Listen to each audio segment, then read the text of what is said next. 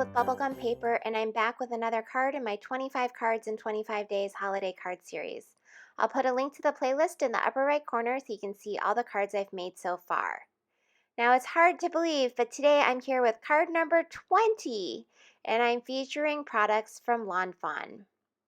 Now, today's card is a shaker card. I haven't made a shaker card in the entire series, so here's a close-up of what that card looks like, and let's get started. Today I'm using a bunch of products from Lawn Fawn. I have two older stamp sets, the Snow Day and Joy to the Woods. I'm also using the newer stamp set, Baaah Humbug, the cross-stitched circles, large and small, and the stitched hillside borders.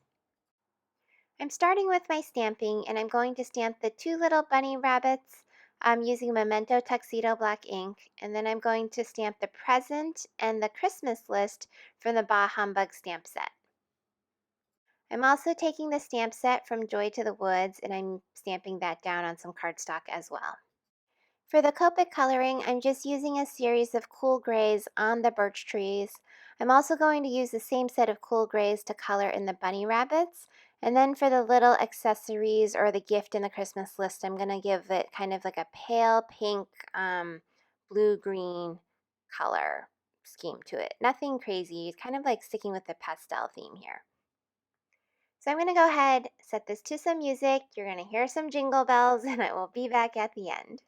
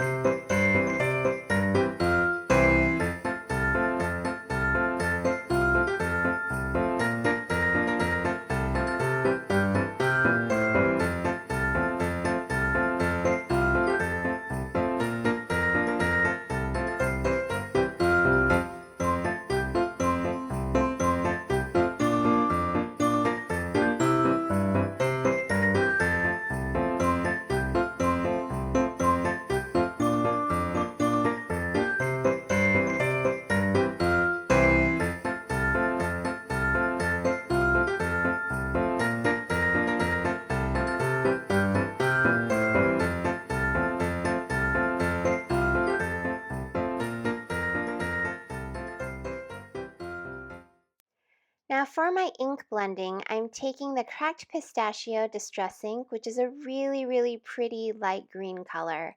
And I'm pairing that with some Evergreen Bough, which is a little bit of a darker evergreen color. And I'm then going to take some water and sprinkle that on top of this paper. Now I'm using watercolor paper for my ink blending. You can see sort of near my pointer finger down at the lower part of the screen, there is a splotch of ink.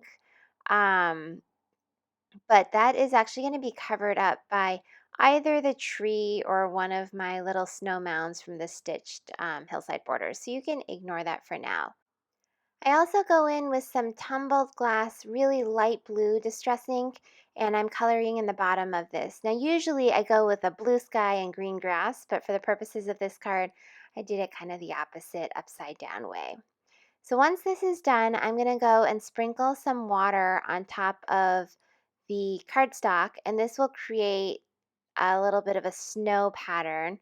I'm going to use a paper towel to kind of wipe it off, and I do this a couple of times. It's pretty subtle, and because this is a shaker card, you don't actually really notice this. I realized that later on. But I am sprinkling some more water just to create some visions of snow. It's also an easy way, so I don't have to go and do any stamping. I'll take all the coordinating dies and I'll cut out the elements of the card. I'm also cutting out one of the stitched hillside slopes, and I'm using the cross stitch circle, large and second largest ones, to cut out a frame and make sure I'm cutting out the sky and the snow mound. I'm also cutting out the main circle piece that will be the window. For the snow mound, I'm adding some Wink of Stella to it so that it glistens on the card. And I'm also taking the rabbits and the accessories and adding Wink of Stella at this point in the card making process because I don't want to forget about it later. Now usually when I'm making a shaker card, I put all of the elements in the scene inside the window, and then I also add all the shaker material inside that same window. For today's card, I decided to try something a little different. So first I'm going to put that sky background down on the paper. And again, you can see that ink mark, but this little snow mound will cover up that ink mark so you won't even see it. So, but however, I want to put that snow mound on the actual window and not inside the card. So you can see that I've glued it down in front of the plastic acetate piece, or in front of where that plastic acetate piece will go. Right now I'm adding the front acetate piece. So now I have the window, and I do want the trees to go on the inside, mostly because I don't want to have to measure and cut them, but I'm placing them on the inside, and they're actually the ones who cover out the little ink splotch.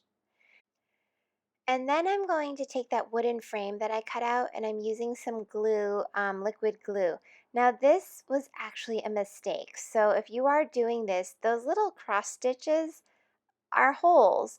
And so by using the liquid glue, there's glue that actually showed up on the front of the frame, which normally wouldn't be a problem if I were patient enough and let it dry. And I wasn't even thinking, I decided, oh, I don't want to get it all sticky. I don't want to ruin the front of the card, so I'm just going to put it on this scrap paper pad that I have from Mandalay Bay Convention Center in Las Vegas. Advertisement, just kidding. I just pulled it out of a drawer. I think I got it at a conference. Anyways, I am actually gluing all the foam adhesive in place, doing double layers, but what you'll find out is when I lift it up, some of the glue gets stuck to that front wooden frame, and I do rip the paper just a little. So I moved it back onto a clean craft mat, and now I'm just finishing up the foam adhesive before I add all the shaker material. Now to prevent the shaker material from sticking, I'm using a powder tool just to line the edges and unstick the foam adhesive. Then I'm using a bunch of stars, silver and gold stars, some like white iridescent type of sequins, and then also these really fun clear sequins from Pretty Pink Posh. And then I'm just adding the back panel to that foam adhesive. So here is the shaker part of the scene. Next, I'm going to take the little bunny rabbits and just place them in front. And you can see my hair here because I think I was leaning in over too far. And then I decided I was going to add a sentiment to the front. And normally, here's another example of where I didn't prepare ahead of time, but I should have just stamped a sentiment on the card base before I added all that foam adhesive, which I did not do. So instead, I'm making this little banner that says "Have a Sweet Holiday," and I'm using some foam adhesive on the back of that to prop it up as a sentiment. So here's the fun shaker card. You can shake all the sequins. I don't know why I haven't made one so far in this series. I love making shaker cards. And I like how the rabbits are saying, here's my Christmas list, and the other one's saying, okay, here's the gift. I hope it's on your list. So here are some close-ups of the finished card. I hope you guys enjoyed watching this video.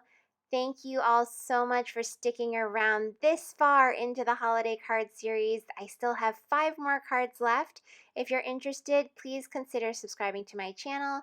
You can also follow me on social media at Bubblegum Paper, or you can visit my blog at bubblegumpaper.com.